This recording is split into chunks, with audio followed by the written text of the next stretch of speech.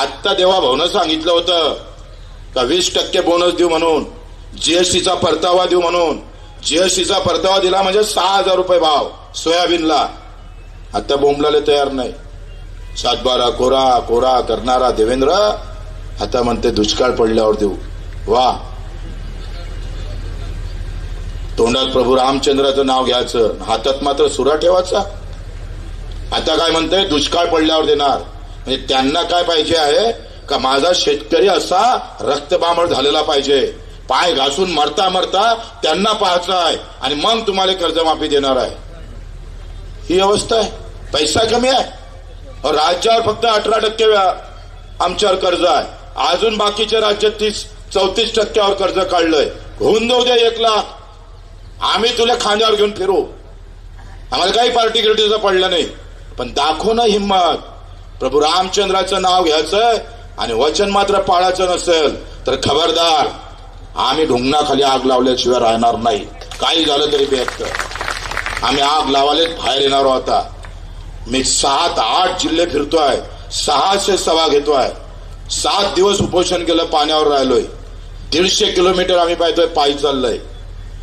ही हक्काची लढाई आहे भाऊ आणि पैशाची लढाई आहे. ही जातीभेदी धर्माची लढाई नाही आहे. तुमच्या असू द्या भगवे, निळे, हिरवे, पांढरे, काय म्हणते तिकडे पिवळे वगैरे, पण तो झेंडा निघतो ना, त्या झेंड्याचा कापड तयार होतं ना, तुम्हाला पाक शेतकरी पिकवतो. लक्षात असू द्या. तुमच्या झेंड्याचा कलर कुठला असू द्या, पण तो झेंडा जो वापरता तो माझ्या बापाचा आहे. आणि तोच बाप अडचणीत असेल आणि निळे हिरवे भगवे दाखवून आमचेच मतांतर करत असेल, आमचीच ताकद विभागत असेल, तर तो दंड आहे ना झेंड्याच्या खालचा, तो टाळकळ्यात मारता आला पाहिजे. पार्टीत कोणत्या राहा, जातीत कोणत्या राहा, पण आम्ही ठरवलं पाहिजे का मी शेतकरी आहे, मी शेतकरी म्हणून जगता आलं पाहिजे. मित्र, या शेतकऱ्याच्या प्रश्नामध्ये सगळ्या जातीचे प्रश्न सुटते, सगळ्यांचं हित आहे. उद्या जर 15-20 हजार रुपये आमच्या कापसाले भाव भेटला, 11,000 रुपये भावाची शिफारस केली, ते पण चुकीची आहे. जो काही हमी भाव काढला तो फार चुकीच्या पद्धतीनं काढलेला आहे.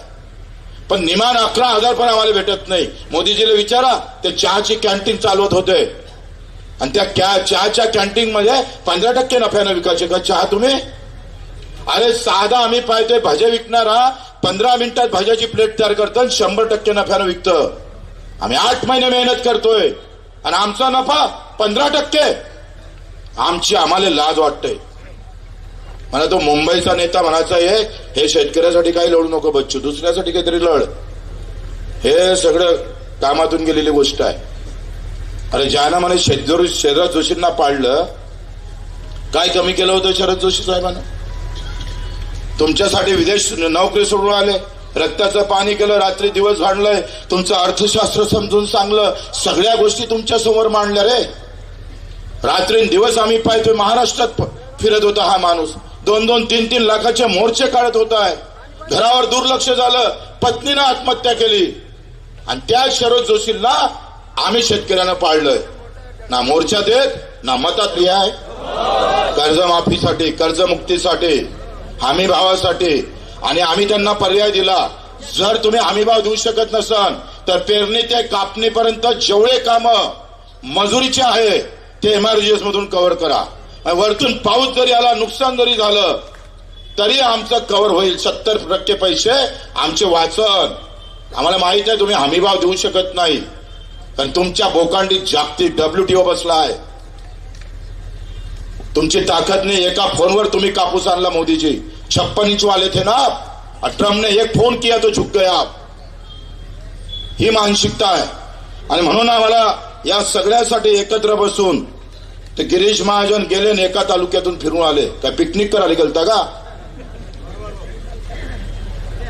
तसं तर लय जोर येतं बिबट्याला, का बंदूक काढू का काय काढू. आता तुझ्या सरकारनं आमचे पैसे घेतल्याने वाघापेक्षा जास्त नुकसान काढलं. मारणं मग काढणं बंदूक आता. अरे बिबट्याच्यासाठी बंदूक काढतोय आणि लाखो रुपयाचा चुना तुझं सरकार लावतंय. जाते कुठं? 12,000 रुपये कापसाले भाव मागितले होते. 2013 मध्ये आम्ही सांगितलं जागतिकीकरण करू, आम्ही केळीचं सगळ्या जगात केळी पाठवू. मित्र, धान, केळी, फळं देशातल्या जगातल्या सगळ्या देशाला आम्ही पुरू शकतोय, फक्त निर्यातीला थोडी सबसिडी दिली तर. हे पण करत नाही. तुमची केळी मी सांगतो 3,000च्या खाली येत नाही. फक्त विदेशात पाठवायची व्यवस्था निर्माण करावं लागतं. मानसिकता नाही आहे. मानसिकता का नाही? तुम्ही कधी विचारलं का रे निवडणुका आल्यावर? निवडणुका जेव्हा तुम्ही कधी प्रश्न केले का? मी माझं मत केळीले भाव भेटल्याशिवाय देणार नाही. आहे तुमच्यात ताकद? एक नाही बोलत. 50-60 लाखाचा हॉल बांधला समाज आले. समाज खुश, तुम्ही खुश. मारा मत. आणि शेतीचे प्रश्न घेऊन बोलता आलं पाहिजे. शेतीचे प्रश्न घेऊन लढता आलं पाहिजे. रक्त ओकून ओकून आम्ही लोकांना सांगतो, पण ऐकत नाही. कारण जात महत्वाची आहे. एक पोट्ट मला यवतमाळचं भेटलं. म्हटलं येशील का रे तू मोर्चाले? त्यानं फोनवर केलं मला. आणि मोर्चात आलो असतो, पण माझी मामी भाजपची आहे. म्हटलं घे टोले मग मर या मायचं. ही औलाद आहे आमची साली. पार्टीशिवाय जगता झालं नाही आम्हाला. लाचार झालो रे आम्ही. लाचार झालोय. कधी कधी तर तुमची भीती वाटते का तुमच्या संवादात येऊ आम्ही थंड नाही व्हाव. एवढे थंड असते का रे कोणी? एवढं थंड असतं? ते वांजराले थोडस माकडाले असं असं करत ते खाकना करतं असं. तुम्ही खूप किना शेपूट टाकून पैता. वाटू द्या. तुम्हालाच बोलतोय. जे नाही आले तर ते तुमचे आता काय बोलाव त्याचं. जे आले नाही ते तर बस. हे सगळं आम्हाला सोडा लागेल मित्र. बच्चू कडू महत्वाचा नाही, उमेश पाटील महत्वाचा नाही, हे स्टेजवरचे लोक महत्वाचे नाहीत, तुम्ही महत्वाचे.